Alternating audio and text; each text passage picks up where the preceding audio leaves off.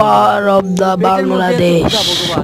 India এখন আমাদের কাছে ভিক্ষা চায়, ভিক্ষা। না খেয়ে মারা যাবো ভগবান।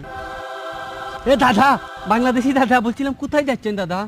না, এদিকে পাকিস্তানের দিকে যাচ্ছিলাম আর কি। সামনে রমজান মাস তো ভাবছিলাম ব্যবসা বাণিজ্যটা একটু বাড়াবো। দাদা বলছিলাম সামনে রমজান মাস, ব্যবসা বাণিজ্যটা আমাদের সাথে করলে কেমন হয় দাদা? আরে এত দূরে পাকিস্তান থেকে আমদানি করার কি দরকার? সালা আমাদের ভারতবর্ষে এখন সবকিছু পানির দামে বিক্রি হচ্ছে। আপনারা চাইলে তো আমরা আবার সংসারটা নতুন করে শুরু করতে পারি। হেই, সংসার কি বলছিস রে? আপাকে তো দিয়ে দিয়েছি, মোদিজির সাথে সংসার করছে। না দাদা, ওই সংসারের কথা বলছি না, বলছিলাম যদি কৃপা করে আবার ব্যবসা বাণিজ্যটা একটু চালু করতেন আর কি। তাই নাকি? ব্যবসা বাণিজ্য আবার শুরু করতে চাচ্ছেন নাকি? হো দাদা, হো, আপনারা নতুন করে ব্যবসা বাণিজ্য শুরু করলে আপনাদের জন্য 50% সবকিছু ডিসকাউন্ট আছে।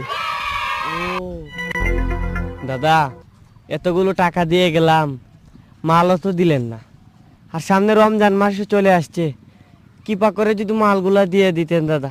দূর হো হত্যাচারা, সালা পকুন্নু বাংলাদেশ বর্ডার এসে বে বে সালারা, দূর হো এখান থেকে, তোদের মাল দিব না সালারা। দাদা, রমজান মাস চলে আসছে, কৃপা করে মালগুলা দিয়ে দেন না দাদা। তোদের রমজান মাসের কেতা পুরি সালারা, তোদের রমজান মাস চলেছে, আমরা কি করবো রে সালারা?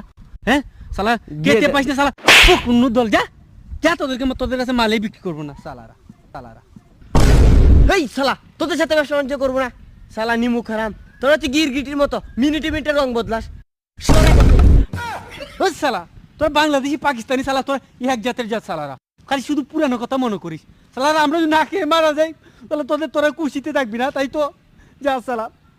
সালা এত করে বললাম সালা, তোরা একটু খাবারগুলো যে বর্ডারে রেখে যাস, তাও তো আমরা খেয়ে পরে বাঁচতে পারি সালারা।